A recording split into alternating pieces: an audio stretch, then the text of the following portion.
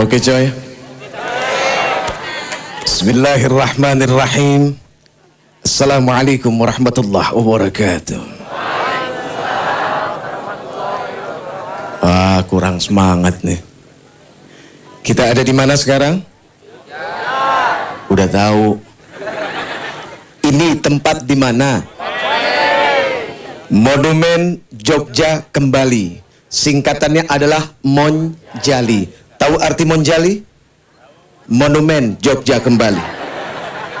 Loh, ada arti yang lain. Monjali itu sebenarnya punya arti menolak untuk dijajah kembali. Itu Monjali. Alhamdulillah. Segala puji bagi Allah. Allahu Rabbul Alamin. Allah yang memiliki segala apa yang ada di langit dan di bumi ini. Subhanallah. Ada satu ayat namanya ayat kursi. Ini ayat Masya Allah. Ada sebuah kebiasaan kalau pengen mulia, banyak-banyak baca ayat kursi. Akhirnya Alhamdulillah, sabab seringnya baca ayat kursi, dia punya kursi. Begitu duduk di kursi, lupa sama ayatnya. Akhirnya hidupnya keblinger. Kalau keblinger bahasa Jogja ya apa sih? Blangsat.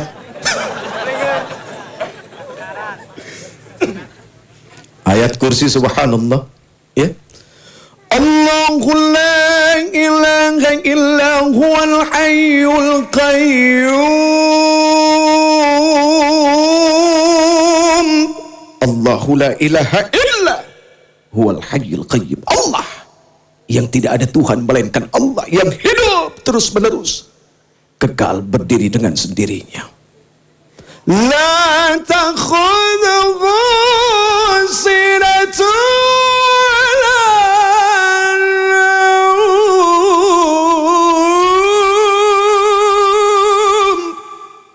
La ta'khudhuhu sinatun wala naum. Allah nggak pernah ngantuk, apalagi gintur, tidur.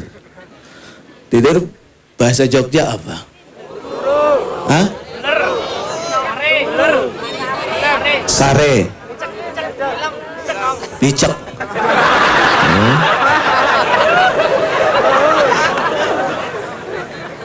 Gawat. Ngora iki. Subhanallah. Allah Subhanahu wa taala tidak mengantuk. Karena yang namanya ngantuk itu sifat makhluk. Sementara Allah Subhanahu wa taala adalah Al-Khaliq. Subhanallah. Allahumma salli wa sallim wa barik wa karrim ala nabiyyina Muhammadin. Angkat tangan. Salatan tukhrijuna biha min dhulumatil wahmi. Amin. Wa tukrimuna binuril fahmi. Wa tudihu lana ma ashkala hatta yafhama innaka ta'lamu wa la na'lam. Innaka anta adlamul ghuyub wa innaka ala kulli syai'in qadir wa ala alihi wa ashabihi ajma'in amma ba'd. Satu, untuk mengungkapkan kedahsyatan keberhasilan Rasulullah. Apa? Rasulullah TOP BGT SKL. Oke coy? Itu sudah cukup mengungkapkan siapa sebenarnya jati diri Rasulullah SAW. Tapi ada aturan. Aturannya apa? Ya Nabi salam alaika, ya Rasul salam alaika, ya Habib salam alaika, salawatullah alaika. Ya Rasul, kau bawa cahaya menyinari alam buana, bumi tandus subur kembali, rasa gembira di hati. Allah ya Nabi salam alaika, ya Rasul salam alaika, ya Habib salam alaika salawatullah. Lahirmu membawa rahmat, memimpin ke jalan selamat. Akhlakmu yang sungguh memikat, contoh buat seluruh umat. Allah ya Nabi salam alaika, ya Rasul salam alaika, ya Habib salam alaika, salawatullah alaika. Hadirin pemirsa di rumah, kita kembali setelah gema yang berikut ini. Oke, saya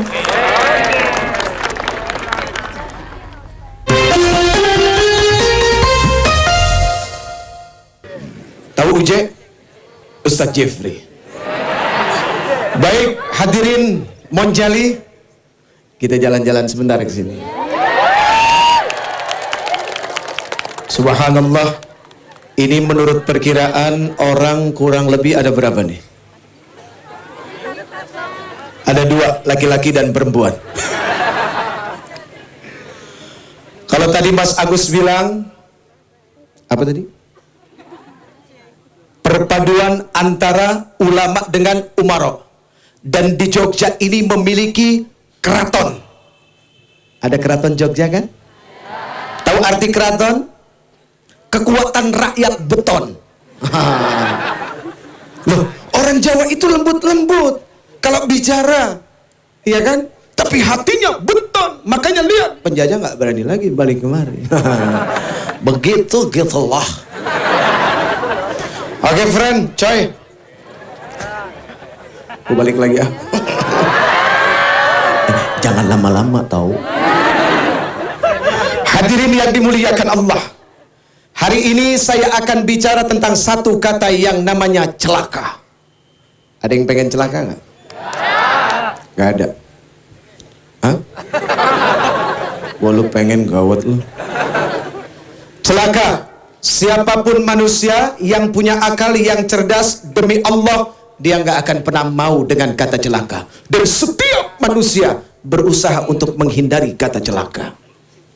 Anak pergi sekolah, biasanya ibu-ibu, boe, pesannya opo?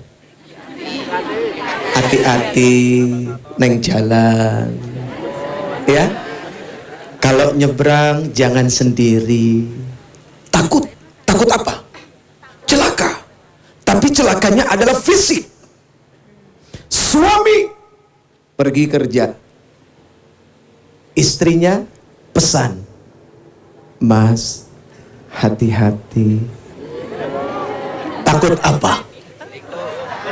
Hah?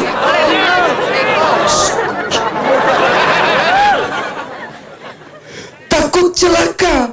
Dan itu adalah celaka-celaka fisik.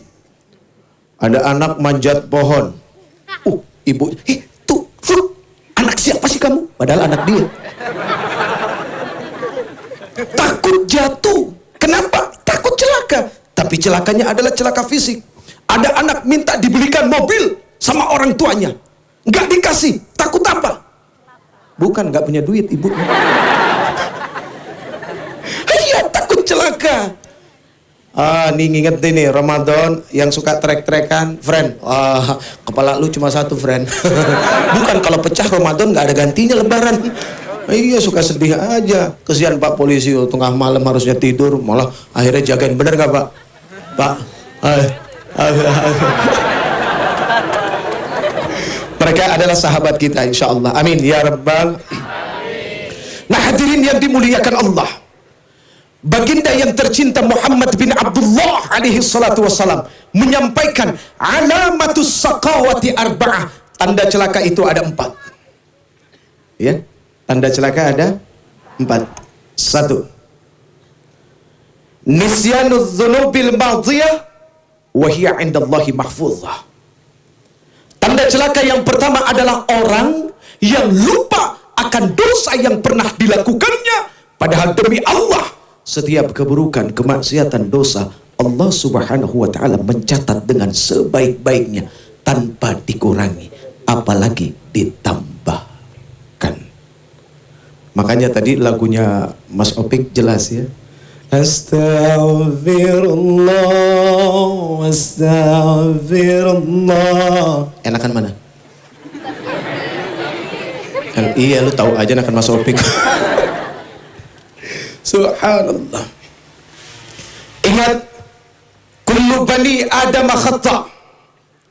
Setiap anak keturunan Adam yang namanya manusia, dia akan senantiasa bikin salah.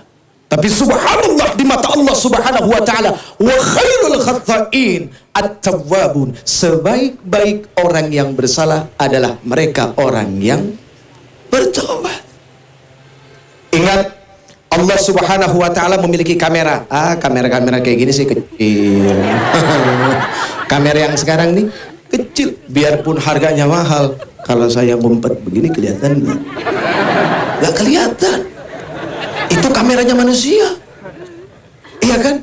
Kalaupun dia bisa memotret, demi Allah tidak lebih daripada menangkap jasad, batin, hati nggak bisa diterobos. Tapi Allah subhanahu wa ta'ala memiliki kamera. Wa inna alaikum lahafidhina kiraman katibina ya'lamuna ma taf'alun. Wa inna alaikum lahafidhina kiraman katibina ya'lamuna ma taf'alun. Dan sungguh Allah subhanahu wa ta'ala memiliki mereka yang senantiasa mengawasi kita, kiraman katibin, yang mencatat amal baik, amal buruk. Demi Allah, ya'lamuna ma taf'alun, amat sangat tahu apa yang Uje lakukan. Gue daripada nuduh orang, mendingan nuduh sendiri aja dah. Kadang-kadang nuduh orang lain suka gak enak, friend. Aduh, Masya Allah. Baik, berapa tadi? Baru berapa? 1. 3-nya tahun depan. Kita akan kembali setelah gemah yang berikut ini.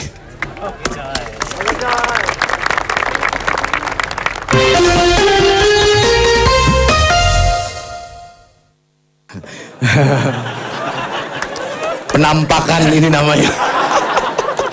Monggo Ustaz. Nggih. Alhamdulillah. Nyuwun sewu Ustaz. Oh, Nyuwun sewu 500. kalau gadai 500. Alhamdulillah. Ustaz enggak takut bisulan? Kualat nih. Jangan Ustaz, tapi emang panas sih bawahnya. Gimana Ustaz? Ini namanya sahabatan. Sehat Ustaz. Pengen ya. Kita tetap akrab, ya, tetap manusia biasa yang kadang-kadang suka kesalahan, biasa itu. Yes.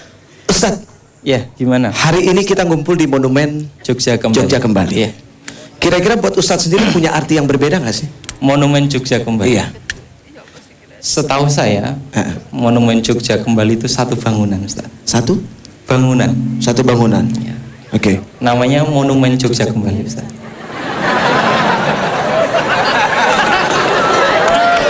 Ustaz, bukannya monumen bangunan? Oh iya. Iya. Ya udah Ustaz, kita lama-lama jadi Sri Mulat nih. Hari ini kita bicara tentang celaka. Tentang celaka, Ustaz. Iya. Tadi saya sudah sampaikan Iya. 1 dari 4 tanda celaka. Betul. Nah kira-kira untuk Ustadz sendiri ada nggak sih sesuatu yang celaka yang kalau seandainya Iya. itu dimiliki oleh manusia maka dia akan rendah hina di mata Iya. Allah Subhanahu Wa Taala. Celaka itu, Ustaz. Demi Allah, Ustaz. Itu punya gua. Oh iya. Jangan suka ngambil punya orang. Kreatif gitu loh. Kita cuma pengen kasih tahu Iya, bahwa iya. Ustadz itu akrab satu sama lain. Benar nggak Iya, Ustadz ya? Nggak ada iri hati, nggak Iya, ada dengki. betul Tulus sekali. ketika ngomong nggak dengki, memang nggak dengki Iya, kan gitu. betul. Saya sedang celaka ini, Ustaz. Terus Ustadz, Iya. Kecelakaan pada seseorang adalah ketika dia tidak berilmu, Ustaz. Sungguh ketika celaka. tidak Iya. berilmu. Ketika ilmu tidak ada pada seseorang, sungguh dia akan mengalami banyak sekali kondisi celaka. Kenapa? Karena ilmu akan mengantarkan seorang pada keimanan, Ustaz. Ilmu akan mengantarkan seseorang pada keimanan. Jangan dikira bahwa iman itu sekedar percaya, iman itu sekedar yakin, tetapi dia satu proses yang harus dialami oleh seorang lewat satu proses berilmu. Ingatlah ketika Ibrahim alaihissalam di malam seperti ini melihat langit penuh dengan bintang. Maka apa yang dikatakan oleh Ibrahim, hadza rabbi, ini Tuhanku.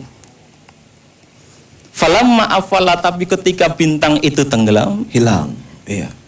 maka Ibrahim mengatakan, la uhibbul afilin, aku nggak suka dengan tenggelam.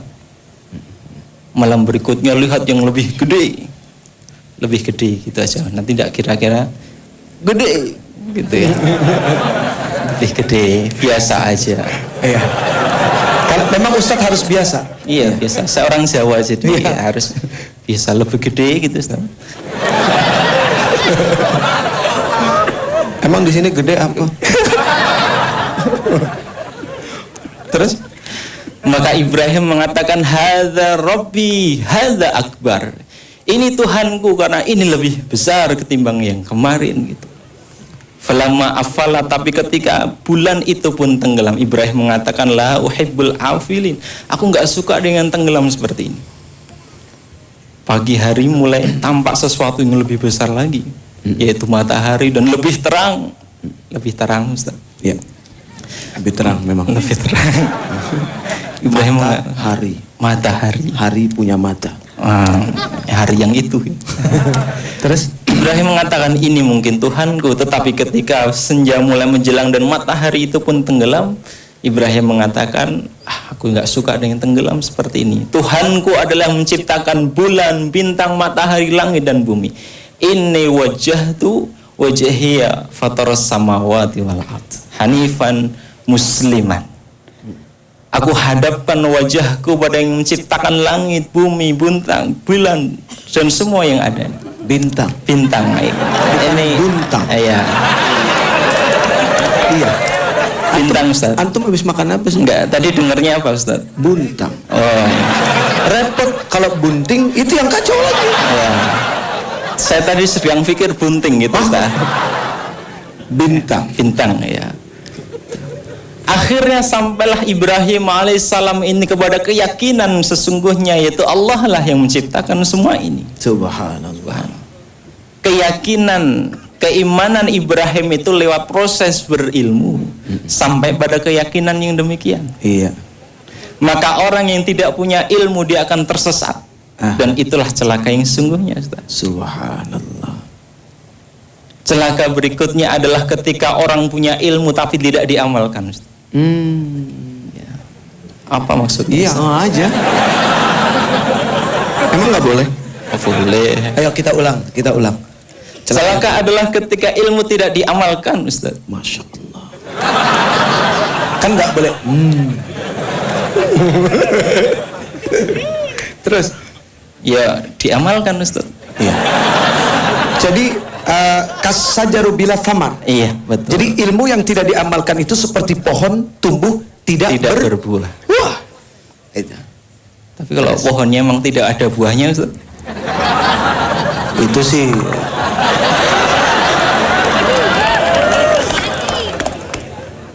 Terus. Iya. Ketika ada ilmu tidak diamalkan, tentu ilmu itu tidak lagi memberikan manfaat bagi pemiliknya. Bermanfaatnya ilmu adalah ketika dia diamalkan.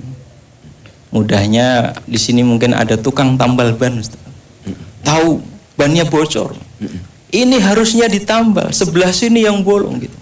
Tapi tidak segera ditambal, Ustaz. Oh, tetap bocor juga. Iya. Pulang nggak bakal makan. Iya, celaka, Ustaz. Celaka gitu. Ketika tidak diamalkan, maka tidak ada manfaat pada ilmu yang dia miliki. Iya. Kecelakaan juga adalah ketika seseorang punya ilmu, tetapi dia tidak mendasari ilmunya itu dengan keimanan kepada Allah Subhanahu wa Ta'ala, tetapi lebih maksud saya, Ustaz.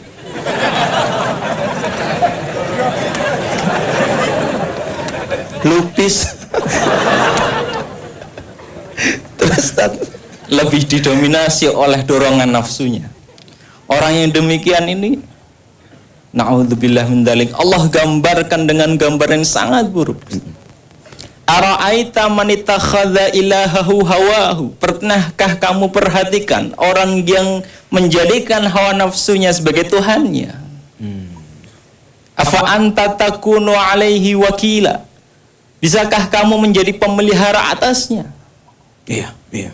Jadi, apa ya? Iya aja udah pokoknya. Daripada enggak, ayo iya. Terus orang yang sudah dikuasai nafsu, Ustaz, dikatakan oleh Allah tidak ada seorang pun yang bisa memberikan manfaat pada orang itu. Padahal innan nafsa la'ammaratun bisu illa ma rahimah rabbi. Kecuali nafsu yang mendapatkan rahmat dari Allah. Subhanallah. Ini dia nafsu-nafsu. Tapi ini nafsu yang mendapatkan rahmat. Betul. Subhanallah. Subhanallah. Terus. Yoi. Atasawu an aktsarahum yasma'una aw yaqilun. Apa kalian kira mereka itu bisa mendengar dan bisa melihat? Ini orang yang sudah dikuasai nafsu, Ustaz. Meskipun mereka punya telinga, sungguh tidak mampu mendengarkan kebenaran. Mereka punya fikiran tetapi tidak mampu menggunakan fikirannya lagi dengan baik. Berarti fi qulubihim maradun fazadahumullahu maradan. Artinya apa, Ustaz? Di dalam hatinya ada penyakit. Oh gitu. Lalu Allah tambahkan apa? Penyakitnya. Insyaallah. Subhanallah. Ustaz, sebentar. Gimana? Segmen kita untuk ini sudah selesai. Oh begitu. Tapi masih ada lagi satu obrolan kita yang lebih dahsyat, lebih dalam. Insyaallah. Ya kan, ibarat menggali sumur, semakin dalam semakin banyak airnya. Baik, kita kembali setelah gemak yang berikut ini.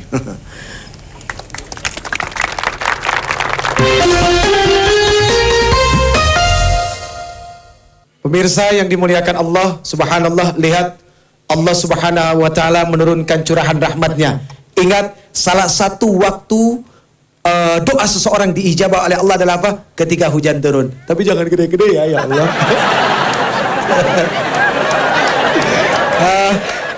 30 menit lagi aja ya. 30 menit lagi ya. Iya, bentar. Baik, hadirin subhanallah, tadi kita sudah mendapat sesuatu dari Ustadz Sigit. Sekarang saya pengen terusin. Sisa dari 3. Tanda celaka yang pertama adalah orang apa tadi? Yang lupa kalau dia melakukan dosa padahal itu dicatat oleh Allah Subhanahu wa taala. Yang kedua wa dzikrul hasanatil madhiyah wa la yadri aqbilat amruddat. Orang yang suka mengungkit, mengingat-ingat kebaikan-kebaikan yang telah dilakukannya di masa lalu padahal demi Allah belum tentu diterima apa tidak oleh Allah. Awas, hindari kata-kata kalau bukan karena saya, dia kan masuk kerja, Pak. Itu masjid kalau bukan ini Masya Allah. Ingat, mukhlishina lahuddin, memurnikan ketaatan. Ya. Tapi ngomong-ngomong soal ikhlas, saya juga nggak bisa lama-lama. Kenapa? Karena belum ikhlas.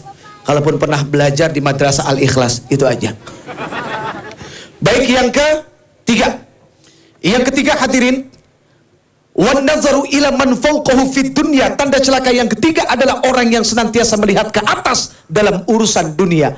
Ayo bismillah, belajar hidup lewat kepala sama leher. Ini kepala sama leher ngajarin kita hidup. Hadirin, ketika kita nengok sekedarnya seperti ini, kita akan melihat langit-langit yang indah. Biasanya seperti itu. Tapi begitu kita melihat ke atas, ngomongnya aja udah gak enak. Lehernya kan sakit. Artinya apa? Punya mimpi boleh, punya cita-cita boleh, punya angan-angan boleh, tapi jangan ketinggian. Kenapa? Bakalan stres dan bakalan sakit hati. Hadirin, melihat ke atas dengan menunduk ke bawah, kira-kira lebih tahan mana?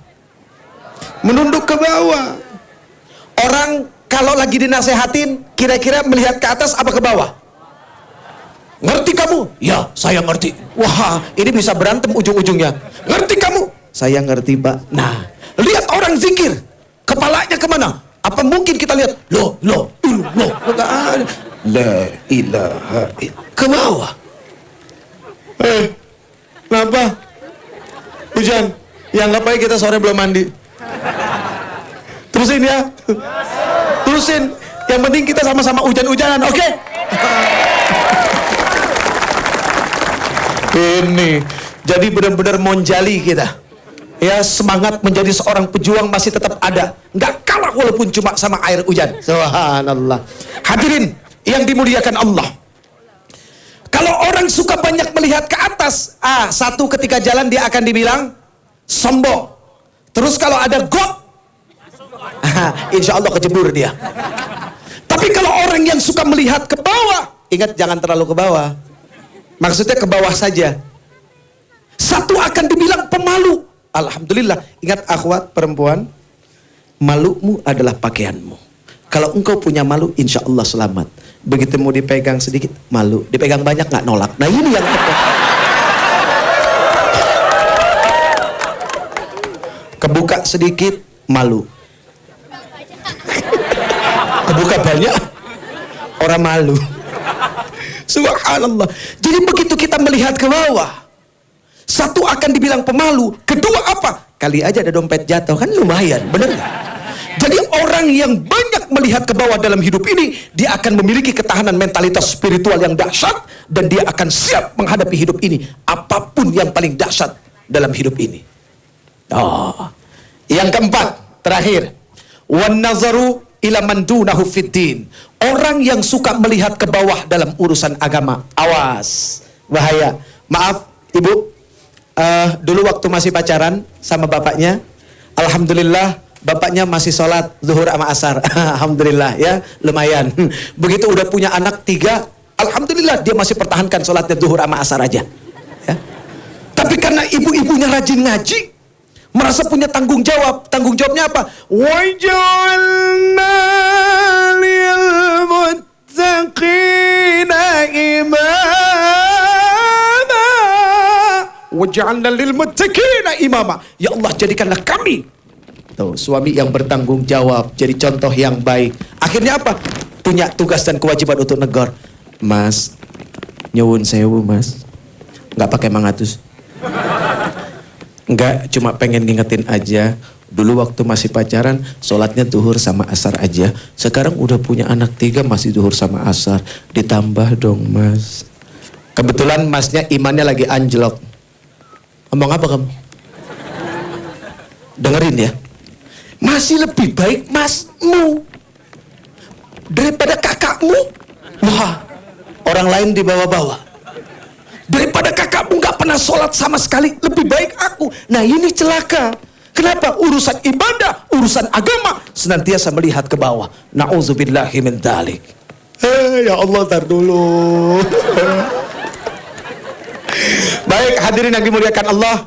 Alhamdulillah, Ustadz, jazakumullah khairan kasir. Insyaallah, mudah-mudahan kita bisa ketemu lagi. Ya. Assalamualaikum warahmatullahi wabarakatuh. Waalaikumsalam.